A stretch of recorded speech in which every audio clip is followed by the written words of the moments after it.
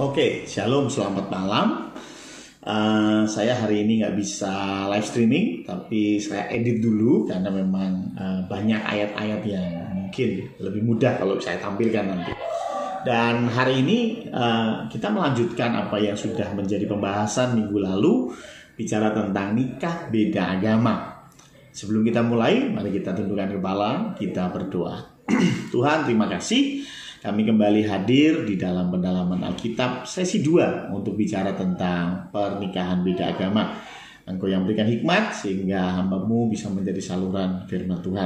Hanya di dalam nama Tuhan Yesus kami berdoa. Amin.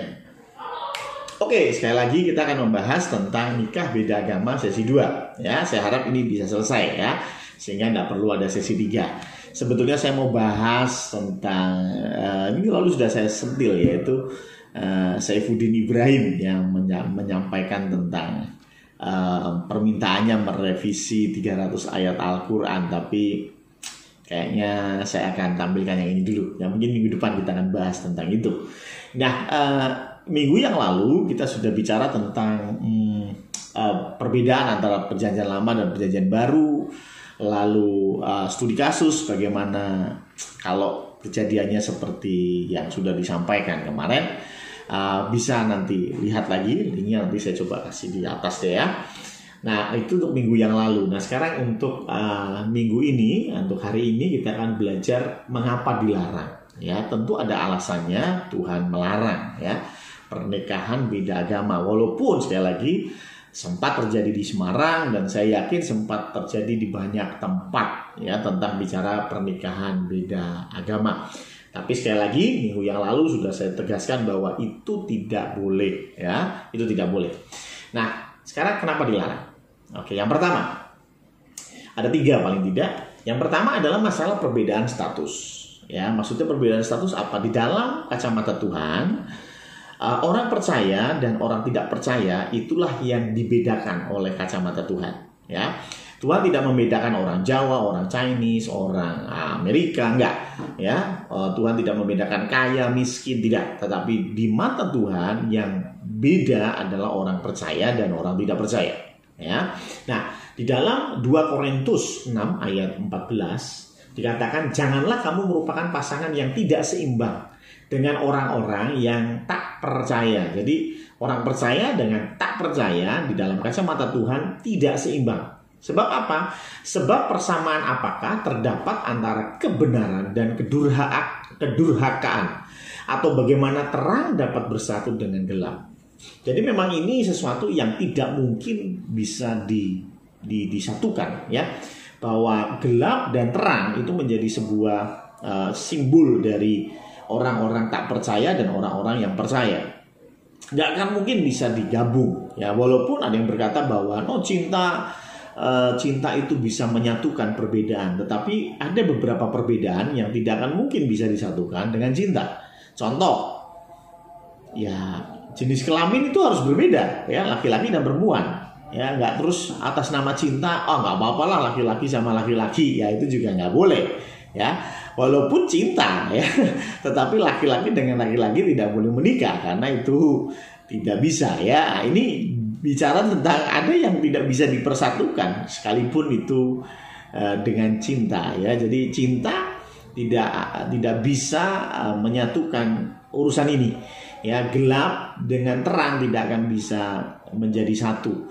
Jadi kalau ada yang statement mengatakan apa yang sudah dipersatukan Tuhan tidak boleh diceraikan oleh manusia ya.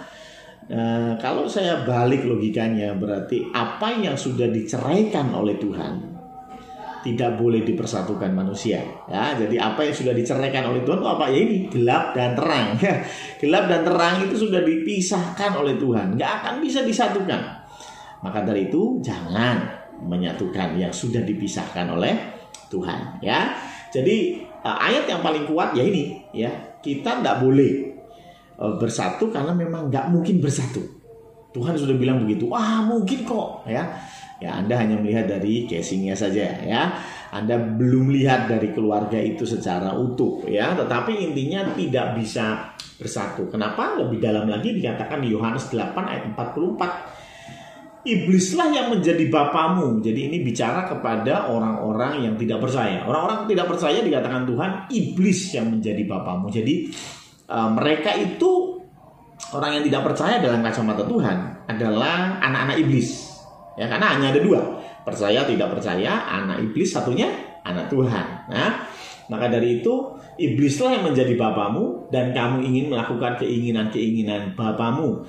Tetapi yang menarik adalah kita sebagai orang percaya dikatakan di Galatia 4 ayat 5 sampai dengan 8, ia diutus untuk menebus mereka. Ia di sini Tuhan Yesus, ya, menebus mereka, menebus kita yang takluk kepada hukum Taurat. Tuhan Yesus takluk kepada hukum Taurat, ya. Dia disunat, ya. Dia ikut bar mitzvah, ya. Dia ikut semua aturan Yahudi, ya. Kenapa? Karena dia takluk kepada hukum Taurat supaya kita diterima sebagai anak, diterima menjadi anak. Tapi yang menarik dikatakan supaya kita diterima menjadi anak, terjemahan lain adalah kita ini anak adopsi, ya. Jadi kita sebetulnya bukan anak asli, tetapi anak adopsi, ya. Kita diadopsi menjadi anak, ya. Dan karena kamu adalah anak kita adalah anak, maka Allah telah menyuruh roh anaknya ke dalam hati kita dan berseru, ya Abba, ya Bapa. Kita bisa panggil Tuhan dengan sebutan Bapa. Makanya doa orang Kristen, doa Bapa kami, ya. Siapa yang bisa doa Bapa kami? Hanya mereka yang adalah anak Allah. Ya, kalau bukan anak Allah, jangan ngomong Bapa kami, ya. Ya, jadi kamu bukan lagi hamba melainkan anak. Jikalau kamu anak, maka kamu juga adalah ahli-ahli waris oleh Allah. Dahulu ketika kamu tidak mengenal Allah, kamu memperhambakan diri kepada Allah-Allah yang pada hakikatnya bukan Allah. Jadi ketika kita belum menjadi anak Allah, belum diadopsi menjadi anak Allah, maka kita sebetulnya dalam perhambaan kepada Allah-Allah yang hakikatnya bukan Allah. Ya, itulah mengapa disebut di tadi Yohanes pasal 8 itu iblis pendusta. Kita sedang didustai, kita sedang dibohongin oleh si iblis, ya. Tetapi ketika kita menjadi anak Allah, ya beda. Jadi kalau anak Allah itu orang percaya dan orang tidak percaya disebut dengan anak iblis, dan mereka sebetulnya nggak tahu kalau mereka sedang ditipu oleh iblis. Ini kalau kita menikah berarti kita bikin Allah dengan iblis besanan, ya. Ya, karena kita anaknya Allah, ya, bapak kita Allah dan dia bapaknya iblis. Kalau kita menikah berarti iblis sama Tuhan besanan. Nah, ini kacau, ya. Anda bikin setan dan Tuhan besanan. Jadi sekali lagi ini alasannya, karena memang tidak mungkin bersatu, ya. Yang kedua, kenapa juga kita tidak boleh? Karena masalah pengaruh, ya. 1 Korintus 15 ayat 33 berkata demikian, janganlah kamu sesat. Pergaulan yang buruk merusak kebiasaan yang baik. Jadi konteksnya adalah pernikahan itu seperti manusia menajamkan manusia, ya. Amsal 27 ayat 17, besi menajamkan besi, manusia atau orang menajamkan sesamanya. Kapan itu terjadi? Dalam pernikahan, ya. Oke, pergaulan yang buruk mungkin teman, sahabat, tapi yang paling dekat tentu pasangan hidup, ya. Yang paling mengubah pola pikir, mengubah kebiasaan, ya tentu ketika masuk dalam pernikahan. Makanya disebut sebagai selamat menempuh hidup baru. Kenapa? Karena ya akan menjadi sebuah bentuk yang baru, ya. Sang istri dipengaruhi suami, suami dipengaruhi istri. Mau tidak mau. Nggak bisa dikatakan, enggak, saya akan tetap ikut Tuhan walaupun pasangan saya bukan Kristen. Saya tetap ke gereja walaupun pasangan saya bukan Kristen. Oke, tetapi sedikit banyak pasti engkau akan terpengaruh, ya. Itulah mengapa dikatakan bahwa pergaulan yang buruk merusak kebiasaan yang baik, ya. Ketika kita punya pasangan yang tidak seiman, tentu pandangan-pandangan dia tentang kebenaran berbeda, ya. Saya kasih contoh, seorang istri atau perempuan Kristen menikah dengan suami yang Muslim, contohnya. Kemudian sang suami ingin menikah lagi. Bagaimana? Istri pasti berkata, oh ini dosa. Tapi suami bilang, no, ya. Menurut agama suaminya, bahkan boleh menikah 4 kali. It's okay, kita harus hormati dong. Ya kan? Itu memang pemahaman dia. Ya, tidak masalah. Tetapi istri masalah. Sehingga ini akan jadi problem tentunya. Ya, karena pergaulan ini. Jadi pergaulan yang paling dekat ya tentu pasangan hidup. Makanya jangan heran ketika suami ketemu menikah dengan istri kemudian jadi berubah gitu ya. Saya sering sekali dicurhati mertua gitu ya. Wah, sejak anak saya menikah ini sudah tidak lagi dekat dengan orang tuanya, tidak lagi. Kenapa? Ya karena pengaruh pasangan hidupnya. Ya, dan itu bukan sesuatu yang mengherankan. Ya, Anda boleh tanya deh ya, siapa yang sudah menikah, tentu paling banyak dampak yang dihasilkan itu dari sebuah pernikahan adalah saling mempengaruhi. Ya, entah itu masalah baik atau buruk, tapi tentu ini bicara saling mempengaruhi. Ya, tadinya anaknya rajin, tiba-tiba setelah menikah jadi boros, katakanlah tadinya hemat jadi boros. Tentu ini berhubungan dengan dampak atau pengaruh. Dan pengaruh yang paling mudah adalah pengaruh buruk. Kenapa pengaruh yang paling mudah adalah pengaruh buruk? Ya karena kita ini manusia sudah jatuh ke dalam dosa. Anak kecil nggak perlu dikasih tahu, nggak perlu diajarin berbohong, dia sudah pintar berbohong. Kok bisa? Ya karena kita ini naturnya itu sudah berdosa. Kita lebih condong mudah melakukan dosa, lebih condong mudah melakukan sesuatu yang buruk daripada sesuatu yang baik. Yang baik kita harus latih, kita harus ajarkan demikian rupa supaya baik. Tapi yang buruk nggak perlu diajarin, sudah pintar sendiri. Ya, saya juga waktu sekolah nggak ada yang ngajarin saya mencontek, tetapi saya dengan sendirinya bisa mencontek. Ya, padahal orang tua saya tidak pernah ngajarin saya mencontek, tapi kita sudah pintar untuk mencontek. Ya, kita sudah pintar untuk membolos, kita sudah pintar untuk berbohong. Ya, karena apa? Ya karena kita naturnya adalah orang berdosa. Sehingga ketika anak orang percaya dan tidak percaya kemudian menjadi satu, maka pengaruhnya ini itu tentu lebih banyak pengaruh yang buruk. Ya, itulah mengapa pernikahan beda agama tidak boleh. Ya, nah kalau Anda tetap ngeyel, nggak bisa, saya ini sangat kuat kekristenannya, sedangkan pasangan saya sangat kuat, katakanlah muslimnya, kita nggak akan mungkin tergoyahkan. Iman saya tidak akan tergoyahkan oleh iman dia. Begitu juga sebaliknya, kita akan menghormati satu dengan yang lain dan tidak saling mencela, tidak saling mempengaruhi yang buruk. Ya, Anda boleh bilang begitu karena sekarang masih bucin, ya, budak cinta, ya. Tetapi ada satu kasus, satu cerita di dalam Alkitab yang perlu kita renungkan, yaitu Salomo. Ya, Salomo itu istrinya banyak. Saya baca di 1 Raja-Raja 11 ayat 1 sampai ayat 9. Adapun Raja Salomo mencintai banyak perempuan asing, gak cuma satu, banyak. Di samping anak Firaun, berarti dia punya istri anak Firaun, orang Mesir. Ya, ia mencintai perempuan-perempuan Moab, Amon, Edom, Sidon, dan Het. Padahal tentang bangsa-bangsa itu Tuhan telah berfirman kepada orang Israel, janganlah kamu bergaul dengan mereka. Ingat, bergaul, karena pergaulan yang buruk tadi ya. Bergaul dengan mereka dan mereka pun janganlah bergaul dengan kamu. Sebab sesungguhnya mereka akan mencondongkan hatimu kepada Allah-Allah mereka. Nah, bicara tentang kepercayaan yang iman yang kemudian menjadi goyah. Hati Salomo telah terpaut kepada mereka dengan cinta, telah terpaut dengan istri-istrinya dan karena cinta. Salomo mempunyai 700 istri dari kaum bangsawan dan 300 gundik. Istri-istrinya itu menarik hatinya daripada Tuhan. Sebab pada waktu Salomo sudah tua, istri-istrinya itu mencondongkan hatinya kepada Allah-Allah lain. Sehingga ia tidak dengan sepenuh hati berpaut kepada Tuhan. Salomo tidak sepenuh hati berpaut kepada Tuhan. Seperti Daud ayahnya. Jadi dibandingin nih, Daud sepenuhnya berpaut kepada Tuhan, tapi Salomo tidak sepenuhnya. Tidak sepenuh hati berpaut kepada Tuhan. Berarti Salomo meninggalkan Tuhan nggak? Tidak. Salomo tetap beribadah kepada Tuhan, tetap menyembah Yahweh, tetap datang ke bait Allah, tetap, tapi tidak sepenuh hati. Ya, jadi Salomo nggak terus pindah agama, nggak.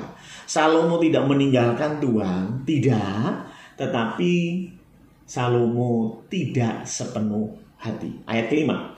Demikianlah Salomo mengikuti. Jadi Salomo di samping ikut Tuhan, Salomo mengikuti Asitoret, dewi orang Sidon, dan mengikuti Milkom, dewa kejijikan sembahan orang Amon.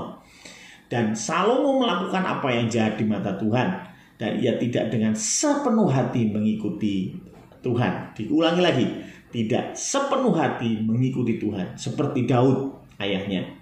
Pada waktu itu Salomo mendirikan bukit pengorbanan bagi Kamos, dewa kejijikan sembahan orang Moab, di gunung di sebelah timur Yerusalem, dan bagi Molok, dewa kejijikan sembahan Bani Amon. Demikian juga dilakukannya bagi semua istrinya, orang-orang asing itu, yang mempersembahkan korban ukupan dan korban sembelihan kepada Allah-Allah mereka. Sebab itu Tuhan menunjukkan murkanya kepada Salomo, sebab hatinya telah menyimpang daripada Tuhan, Allah Israel, yang telah 2 kali menampakkan diri kepadanya. Jadi sekali lagi Salomo di masa tuanya dia tidak lagi sepenuh hati ikut Tuhan. Dan itu semua kenapa? Karena istrinya. Karena pergaulan yang buruk tadi, ya, merusak kebiasaan yang baik, ya. Sehingga Salomo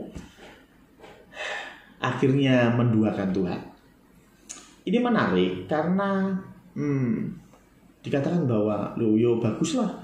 Kok bagus gimana? Ya, kalau suaminya Kristen, istrinya Islam, bagus. Kenapa? Kalau berdoa yang bekerja 2 Tuhan.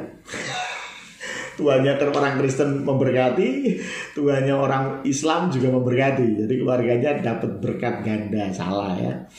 Ada satu cerita bagaimana ada banyak orang yang berdoa kepada Allah mereka sendiri masing-masing, tetapi tidak terpengaruh. Ya, itu ada di kitab Yunus, ya. Jadi Yunus itu naik kapal, ya kan, dia nakal, ya, dia disuruh pergi ke Niniwe, nggak mau, ya. Dan ketika dia naik ke kapal, di kapal itu Yunus dan semua orang yang ada di situ, diterjang badai, ya. Jadi ada gelombang yang luar biasa yang menghantam kapal mereka. Yunus 1 ayat 5. Awak kapal menjadi ketakutan, setiap orang berseru kepada Allahnya. Jadi setiap orang berseru kepada Allahnya. Jadi kalau misalnya nih di dalam perahu itu, di dalam kapal itu ada orang Muslim misalnya, ini contoh, ya. Ya tentu aja Muslim belum ada karena ini bicara Yunus, ya. Muslim mereka berdoa kepada Allah mereka, ada orang Hindu mereka berdoa kepada Allah mereka, ada orang Buddha berdoa kepada Allah mereka. Jadi masing-masing berdoa semua kepada Allah mereka, ya. Dikatakan awak kapal menjadi ketakutan, setiap orang berseru kepada Allahnya. Jadi setiap orang berseru kepada Allahnya masing-masing, ya. Ya, tetapi apakah badai itu reda? Tidak, ya. Jadi nggak ada hubungannya, ya, antara enak dong ini dibantu oleh 2 Tuhan, ya. Enggak juga, ya. Tentu bukan seperti itu konsepnya, ya. Tapi intinya ketika Salomo tidak sepenuh hati ikut Tuhan, sebetulnya di kacamata Tuhan ini lebih menyakitkan daripada Salomo meninggalkan Tuhan. Lebih baik Salomo meninggalkan Tuhan daripada Salomo menduakan Tuhan. Ingat, hubungan jemaat dengan Tuhan itu seperti hubungan suami istri, ya. Jadi ketika Hosea, ada satu nabi Hosea, itu menggambarkan bagaimana ketika kita menduakan Tuhan, saya ini menduakan Tuhan, itu seperti saya berselingkuh, gitu, ya. Jadi kalau saya berselingkuh, Tuhan pasti akan nangis kali. Pasangan saya, katakanlah, kalau saya berselingkuh, maka pasangan saya akan sakit hati banget. Lebih baik gimana? Lebih baik saya bilang kepada istri saya, udah ya, selesai ya, pernikahan kita selesai. Kenapa? Karena saya pengen nikah dengan wanita lain. Malah nggak apa-apa, ya. Ya, selesai dulu. Setelah itu saya menikah dengan wanita lain. Tapi kalau saya masih terikat pernikahan dengan istri saya, contohnya, dan saya menikah lagi dengan istri yang lain, ya, tentu istri saya akan sakit hati. Betul dong, ya. Ini diduakan, ya. Ini diduakan, tentu sakit hati. Lebih baik apa? Ya udah selesai aja dulu. Ya, kalau ada pacaran misalnya, kalau pacaran buka cabang, gitu ya, tentu akan menyakitkan bagi pasanganmu. Lebih baik mana? Lebih baik pamit kepada pacarmu yang pertama. Sorry, kita udahan, kita selesai. Aku nggak lagi pacarmu. Terus kemudian besoknya kau menjalin hubungan dengan pacar barumu, nggak masalah. Ya, tidak sesakit ketika dihianati. Hal yang sama bicara tentang Tuhan dengan jemaat. Kalau Salomo tadi dia tidak sepenuh hati dengan Tuhan, ya, dan Salomo kemudian menyembah tanda kutip ya dewa-dewa lain, itu menyakitkan Tuhan. Buat Tuhan lebih baik lu ninggalin gue sekalian lah daripada menduakan hati. Ya, Tuhan bukan pribadi yang bisa diajak main-main ya. Kalau memang kamu sama Tuhan, serius sama Tuhan. Kalau nggak serius sama Tuhan, mending sekalian nggak, gitu ya. Jelas itu ya. Ya, makanya Salomo nih, waduh dosanya kebangetan. Padahal siapa Salomo? Salomo adalah orang yang paling berhikmat. Paling berhikmat, bayangin. Dari mana saya tahu? 1 Raja-Raja 3 ayat 12. Salomo pada suatu hari didatangi oleh Tuhan melalui mimpi dan ditanya, lu mau apa? Ya, you mau apa? Ya, dan Salomo minta hikmat sama Tuhan. Dia tidak minta kekayaan, dia tidak minta nyawa musuh-musuhnya, tetapi Salomo minta hikmat. Makanya 1 Raja-Raja 3 ayat 12, maka aku di sini Tuhan, maka Tuhan akan memberikan permintaanmu. Sesungguhnya aku akan memberikan kepadamu hati yang bijaksana serta berpengertian, sehingga tidak ada yang seperti engkau, tidak ada yang seperti Salomo sebelumnya, dan tidak ada yang dapat muncul untuk mengikuti serupa engkau. Jadi Salomo one and only, ya, Salomo adalah orang yang paling berhikmat. Tapi yang menarik, orang yang paling berhikmat di ujung hidupnya dia menduakan Tuhan. Kenapa? Karena istri-istrinya. Jadi kalau kita berkata bahwa enggak lah, saya akan tetap ikut Tuhan walaupun pasangan hidup saya beda agama, enggak masalah. Saya akan tetap setia sama Tuhan. Saya tidak akan menduakan Tuhan walaupun pasangan hidupku berbeda keyakinan. Berarti Anda sedang berkata bahwa Anda lebih berhikmat, lebih berpengertian daripada Salomo. Ya, karena Salomo aja gagal. Kalau Salomo gagal, kira-kira Anda gimana? Sudahlah ya, itu jelas ya, itu jelas ya. Jadi sekali lagi ini bicara tentang pengaruh ya. Pengaruh dari pasangan hidup itu sangat besar ya, sangat besar ya. Dan ini tidak main-main ya. Maka dari itu pastikan pengaruh dari pasanganmu itu baik, itu positif ya. Makanya ada yang berkata di balik pria yang sukses ada wanita ya di belakangnya. Artinya apa? Ini saling mempengaruhi. Tapi begitu juga sebaliknya, tentu wanita-wanita yang sukses ya, wanita-wanita yang maju di dalam karir ya, di dalam hidupnya baik, tentu di situ pun ada campur tangan seorang pria. Jadi saling mempengaruhi. Nah, itulah mengapa Tuhan nggak mau kita dipengaruhi oleh orang-orang yang tidak percaya ya kepada Tuhan. Poin ketiga, kenapa kok tidak boleh menikah beda agama? Yang ketiga adalah bicara tentang tujuan pernikahan.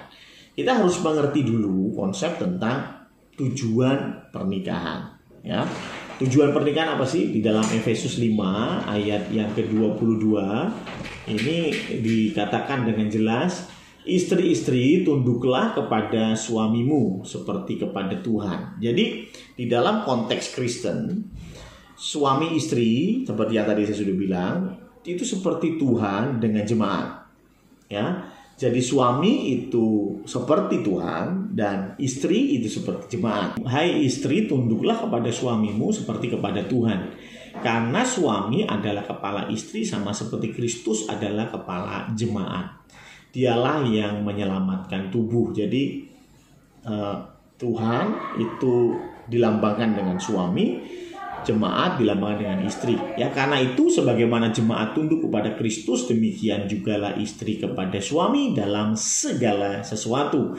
Hai suami, kasihilah istrimu sebagaimana Kristus telah mengasihi jemaat dan telah menyerahkan dirinya baginya Untuk menguduskannya sesudah ia menyucikannya dengan memandikannya dengan air dan firman, supaya dengan demikian ia menempatkan jemaat di hadapan dirinya dengan cemerlang, tanpa cacat atau kerut atau yang serupa itu, tetapi supaya jemaat kudus yang tidak bercela.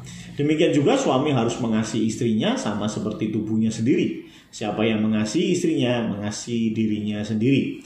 Sebab tidak pernah orang membenci tubuhnya sendiri, tetapi mengasuhnya dan merawatnya sama seperti Kristus terhadap jemaat. Karena kita adalah anggota tubuhnya. Sebab itu laki-laki akan meninggalkan ayahnya dan ibunya dan bersatu dengan istrinya, sehingga keduanya itu menjadi satu daging. Ayat 32 yang menarik, rahasia ini besar. Apa rahasia ini? Ya tentu rahasia ini bicara tentang, tetapi yang aku maksudkan ialah hubungan Kristus dan jemaat. Jadi rahasia tentang pernikahan adalah hubungan antara Kristus dengan jemaat, seperti yang tadi saya sudah bacakan ayat-ayat sebelumnya. Jadi bicara tentang laki-laki atau suami ini melambangkan Tuhan, sedangkan istri melambangkan jemaat. Ya, jadi inilah rahasia yang besar itu, ya, yang ada di dalam Efesus 6 ayat 32. Ya, bagaimanapun juga ayat 33 kesimpulannya, bagaimanapun juga bagi kamu masing-masing berlaku, kasihilah istrimu seperti dirimu sendiri, dan istri hendaklah menghormati suaminya. Ya, ini perintah. Nah, sekarang kalau misalnya kita punya pasangan yang beda agama, terus bagaimana? Ya, tentu kalau kita punya pasangan yang beda agama, pertanyaannya sederhana. Apakah bisa kemudian melambangkan hubungan antara Tuhan dengan jemaat? Ya. Misalnya kita bilang istri harus hormat kepada suami seperti jemaat, ya, seperti jemaat kepada Tuhan. Sedangkan mereka punya konsep Tuhan yang berbeda. Mereka punya konsep tentang Allah yang berbeda. Bisa nggak? Ya tentu sulit. Ya, seorang suami dikatakan harus mengasihi istri seperti Tuhan mengasihi jemaat. Tetapi suami punya konsep yang berbeda tentang Tuhan yang mengasihi. Ya karena agamanya berbeda. Ya tentunya tidak bisa ini kemudian terjadi di dalam pernikahan beda agama, ya, karena standarnya berbeda, ya, standarnya berbeda. Nah karena itu ya tentunya poin ketiga tidak akan mungkin terlaksana. Tujuan pernikahan tidak akan pernah terlaksana karena cara pandang tentang Tuhan dan cara pandang tentang jemaat berbeda, ya. Lalu bagaimana seharusnya? Nah, ada tiga kondisi yang ada di lapangan. Ya, yang pertama adalah kalau belum pacaran. Nah, ini untuk sahabat-sahabat yang mengajar juga jemaat Condro yang belum pacaran. Ini masih muda nih, belum pacaran nih. Kebetulan ini belum pacaran. Gampang. Kalau belum pacaran ya jangan pacaran dengan yang beda agama. Ya, jadi kalau belum pacaran ya jangan pacaran dengan yang beda agama. Selesai toh? Ya, gampang, ya. Karena begini, jujur saja, kalau orang tua Muslim ya tentu pengennya anaknya Muslim, pengennya mantunya Muslim, itu wajar, ya. Orang tua Kristen pengennya anaknya Kristen, pengennya mantunya Kristen, itu wajar. Nah, bayangkanlah kalau misalnya anaknya Kristen, kemudian anaknya dapat istri Muslim, sudah ada ganjelan dulu di dalam hati orang tua, ya. Sudah ada nggak enak, sudah ada penolakan antara mertua dan menantu. Apalagi kemudian anaknya meninggalkan Kristen dan jadi Muslim. Coba bayangin perasaan orang tuanya, ya. Tentu orang tuanya sudah sakit hati, sudah merasa bahwa anaknya ini, aduh ya. Artinya apa? Sebelum pernikahanmu dimulai, sudah ada genderang perang antara menantu dan mertua. Saya nggak bilang ini bicara tentang Kristen pindah Islam. Hal yang sama pun terjadi dari Islam pindah Kristen. Ya, kalau engkau orang-orang Kristen kemudian engkau pacaran dengan orang muslim katakanlah, orang tuanya pacarmu itu pengennya ya anaknya tetap muslim. Ya iyalah, wajar itu ya. Itu wajar banget. Jadi ketika anaknya itu jadi Kristen gara-gara Anda, ya, gara-gara pacarnya yang Kristen, ya, anaknya jadi Kristen, percaya saya, sebelum pernikahan dimulai, engkau sudah menabuh genderang perang dengan calon mertuamu. Ya, jadi bagaimana kelanjutan pernikahan kalian? Ya bisa ditebak ya. Ya, karena apa ya? Tentu orang tua sakit hati kenapa anaknya yang sudah dididik dari kecil jadi muslim sekarang pindah Kristen. Ya tentu nggak terima lah. Ya, mungkin di depan bilang nggak apa-apa, saya rela anak saya pindah agama. Tapi jujur sajalah, jujur pada kita. Ya, siapa sih yang mau? Ya, siapa sih yang mau? Ya, saya tentu seorang orang tua pengennya anaknya ya tetap muslim atau tetap Kristen ya. Jadi sekali lagi, kalau belum pacaran ya jangan cari pacar yang beda agama. Tapi susah Pak Pendeta. Ya susah. Ya mencari pacar yang seagama itu susah. Saya pikir bukan susah, tetapi bicara masalah nyarinya di mana. Ya toh? Mencari apa namanya? Aki motor susah atau gampang? Ya kalau Anda mencarinya di warteg ya susah. Anda mencarinya di toko baju susah. Tapi kalau Anda mencari aki motor di toko spare part motor ya banyak gitu ya. Maksud saya apa? Ya komunitasmu diperjelas ya. Kalau engkau Kristen, engkau tidak pernah ke gereja, engkau Kristen, anak remaja nggak pernah ikut persekutuan remaja. Engkau Kristen, engkau nggak pernah ikut persekutuan oikumene di kampungmu. Terus bagaimana? Apakah engkau akan mendapat kenalan orang Kristen? Ya tentu nggak dapat. Ya, dan engkau akan bilang, aduh susah mencari pasangan yang Kristen. Ya karena memang komunitasmu bukan komunitas Kristen. Kalau engkau mau mencari pasangan yang Kristen, ya nyemplung dalam aktivitas gereja, ya beribadah di gereja. Kalau di kampung ada persekutuan orang-orang Kristen, datang supaya apa? Ya kenal sama orang-orang Kristen. Di kampus ada perkantas, ikut, ya. Disitulah kamu akan ketemu orang-orang Kristen. Lah kalau kamu nyarinya bukan di komunitas Kristen ya nggak akan ketemu orang Kristen gitu. Kecuali kalau kamu sekolahnya di sekolah Kristen, udah sekolahnya sekolah negeri, satu kelas yang Kristen cuma 2 ya, sama jenis lagi ya kapan dapat jodohnya ya. Jadi sekali lagi kalau kamu mau mencari dan berkata itu sulit ya bukan sulit, tetapi komunitasmu yang mungkin salah ya. Yang kedua sekarang, jadi yang pertama kalau belum pacaran sudahlah cari yang pacarnya seagama ya. Yang kedua, kalau sudah pacaran gimana Pak?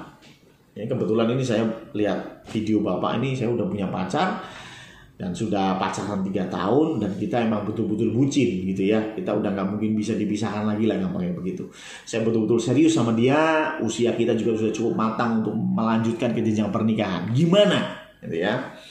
Dalam bahasa Inggrisnya sudah kasep gitu ya, sudah pacaran sekian lama. Sudah saling kenal dengan keluarga satu dengan yang lain, terus gimana ya, udah bucin lah gampangnya, lalu gimana? Nah, saran saya untuk yang kondisi kasus seperti ini yaitu bicaralah kepada kedua belah pihak, maksudnya orang tua juga dilibatkan dalam hal ini ya. Omong begini, kalian tidak mau menikah beda agama ya, karena itu kalian berdua mau belajar kedua agama. Maksud saya begini, misal saya Kristen, kemudian saya punya pacar itu Muslim, dan sudah pacaran cukup lama, sudah cocok, orang tua sudah saling kenal. Nah, bilang sama orang tuanya pihak perempuan maupun orang tua pihak laki, bilang bahwa kita berdua tidak mau menikah beda agama, karena itu salah satu akan menyeberang. Nah, gimana cara nyeberangnya dan kemana menyeberangnya? Kita akan belajar. Kita berdua akan belajar kekristenan dan kita berdua akan belajar tentang Islam. Dan kita berdua akan memutuskan mana yang akan dipilih, Kristen atau Muslim. Ya, bilang sama orang tua dulu, sehingga kalau saya yang Kristen memilih jadi Muslim, ya orang tua harus memahami. Begitu juga yang perempuan, kalau yang dari Muslim ke Kristen, orang tuanya juga harus memahami. Maksud saya begini, janganlah kita pindah agama hanya gara-gara jodoh. Kalau engkau memang mau pindah jadi Muslim, buat saya itu oke, itu pilihan, hak asasi manusia. Silakan, Anda mau pindah Muslim boleh. Tapi apakah Anda sudah yakin bahwa Muslim adalah agama yang paling benar? Itu pertanyaannya. Ya. Jangan hanya pindah Muslim hanya karena ya gimana ya pacar saya Muslim. Astaga, itu receh banget itu. Ini urusan setelah kehidupan ini gitu ya. Kalau Anda salah milih, ya ini jadi masalah. Bahkan bukan masalah setahun 2 tahun, selamanya ini. Ya, maka dari itu belajar. Kalau memang kau mau jadi Muslim, belajar. Muslim itu apa sih ajarannya? Muslim itu seperti apa sih imannya? Ya. Nah, kalau memang kau cocok dengan Muslim, lah monggo. Kalau saya sih silahkan, Anda jadilah Muslim yang baik. Ya, tapi jangan jadi Muslim gara-gara menikah. Itu receh banget gitu ya. Dasarmu memilih Muslim gak kuat. Hal yang sama, saya juga gak suka ada orang yang pindah Kristen hanya gara-gara pacarnya Kristen. Sorry ya, orang model gini jelek-jelekin orang Kristen. Ya, model begini bukan orang yang betul-betul percaya, tapi cuma ikut-ikutan saja. Dan ujung-ujungnya hidupnya gak jadi berkat. Ya, lebih baik kalau memang kau tertarik dengan Kristen, ayo kita diskusi. Kristen seperti apa? Ajarannya seperti apa? Apa yang enggak kamu paham tentang Kristen? Tanyakan. Ya. Nah, karena itu perlu pendeta dan perlu Pak Ustadz dalam kasus yang Islam dan Kristen. Ya. Silakan pergi ke Pak Ustadz, belajar agama Muslim. Setelah itu dua-duanya pergi ke pendeta, belajar agama Kristen. Lalu pilih salah satu. Kalau memang menurut kalian berdua Muslim yang lebih baik, monggo kerso. Kalau menurut kalian Kristen yang lebih baik, monggo kerso. Silakan, tidak masalah. Tapi pesan saya, kalau engkau memilih, pastikan engkau punya dasar yang kuat. Kenapa engkau memilih Kristen? Kenapa engkau memilih Muslim? Jangan hanya karena ya pacarmu Muslim jadi Muslim, pacarmu Kristen jadi Kristen. Aduh, itu anak kecil sekali, ya. Karena itu kalau yang sudah pacaran, sudah bucin, udah nggak bisa dipisahin, katakanlah, udahlah, saatnya kalian berdua bicara tentang agama. Ya, yang Kristen nggak ngerti tentang Islam, ajarin. Yang Islam nggak ngerti tentang Kristen, ajarin. Lalu pilihlah salah satu sehingga kalian bisa menikah seagama. Itu saran saya. Kalau sudah pacaran, sudah kasep. Nah, sekarang yang ketiga, kalau sudah menikah gimana? Ya. Ini nggak cuma kasep, ini kasep banget gitu ya. Ini betul-betul sudah menikah, yang laki-laki ya dari awal ya Kristen, yang perempuan dari awal ya Muslim sampai sekarang. Terus gimana? Ini sudah menikah nih kasusnya. Nah, kalau sudah menikah, seperti yang ditulis di dalam 1 Korintus 7 ayat 12 sampai dengan 15, saya bacakan kepada orang-orang lain. Aku bukan Tuhan katakan, kalau ada seorang saudara beristrikan seorang yang tidak beriman. Jadi kalau punya istri tidak beriman, ini artinya sudah menikah, dan di tengah perjalanan suaminya pindah agama Kristen, atau memang dari awal sudah lakinya Kristen, perempuannya Muslim, katakanlah contoh. Dan perempuan itu mau hidup bersama-sama dengan dia, janganlah saudara itu menceraikan dia. Jadi kalau pasangan kita yang beda agama itu mau terus berada di dalam ikatan pernikahan, ya nggak apa-apa, nggak usah diceraikan. Ya, begitu juga sebaliknya ayat 13. Tapi kalau yang tidak beriman itu mau bercerai, biarlah ia bercerai. Nah, jadi sekali lagi yang menceraikan yang tidak beriman, bukan yang Kristen. Ya, yang Kristen tidak boleh menceraikan. Selama pasanganmu mau menerima engkau, ya sudah. Saya pernah menangani kasus suami istri, ya. Suaminya Muslim, ya, dan istrinya Kristen, ya. Suaminya Muslim, istrinya Kristen, dan dari awal menikah sudah beda agama, Ya. Dan rupanya si suami ini punya beberapa dalil di dalam Al-Quran yang mengatakan bahwa kalau punya istri yang bukan muslim itu pernikahannya haram, ya, jadi perzinahan. Ya, ini nanti monggo Pak Ustadz yang bisa menjawab apakah betul ya. Tapi intinya suaminya punya pemahaman begitu. Kalau istrinya itu bukan muslim maka haram, ya, anaknya adalah anak haram. Maka dari itu si suami menuntut untuk cerai. Ya, kalau memang yang bukan Kristen yang menuntut cerai, firman Tuhan boleh. Dia bilang apa? Ya, kalau yang tidak beriman itu mau bercerai, biarlah ia bercerai. Tapi jangan yang Kristen yang minta cerai. Ya, yang minta cerai adalah yang non Kristennya. Ya, kalau yang Kristen, selama pasanganmu mau menerima engkau, ya sudah. Ya, selama pasanganmu tidak menceraikan engkau, ya sudah, ya. Supaya apa? Dikatakan di ayat 14, karena suami yang tidak beriman itu dikuduskan oleh istrinya, dan istri yang tidak beriman itu dikuduskan oleh suaminya. Jadi saling menguduskan, ya. Tetapi intinya apa? Ini kalau sudah kasep, ya. Kalau Anda mendengarkan apa yang saya sampaikan ini ketika Anda belum pacaran, ya udah nggak usah. Wah, berarti boleh dong? Enggak, ya, nggak boleh. Ya, minggu yang lalu saya sudah bilang tidak boleh. Tapi memang kasus yang ada di lapangan terkadang itu sudah kasep, ya. Maka dari itu tadi, kalau belum pacaran, sudahlah, jangan pacaran yang tidak seiman.